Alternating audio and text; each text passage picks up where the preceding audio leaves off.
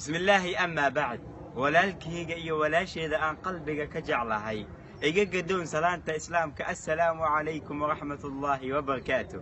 ilaahay wuxuu leeyahay azza wa jal waqulu linnaasi husna, dadka waxaad ku dhahdaan hadal wanaagsan marka aad la kulantid, marka aad kala tegaysaan, marka aad wada hadlaysaan. sidoo kale waalidkaaga markaad la hadlaysid ku dhah hadal wanaagsan, hana ku dhahin hadal ay kiraasanayso. xaaskaaga markaad la joogtid ku dhah hadal macmacaan badan wanaagsan soo jiidanaya. dariskaaga sidoo kale dadka aad jeceshahay, dadka taqaanid ku dhah hadal wanaagsan. nabiga wuxuu inoo tilmaamay sallallahu alayhi wa sallam kalimada wanaagsan in ay tahay sadaqa, in ajr lagugu siinayo.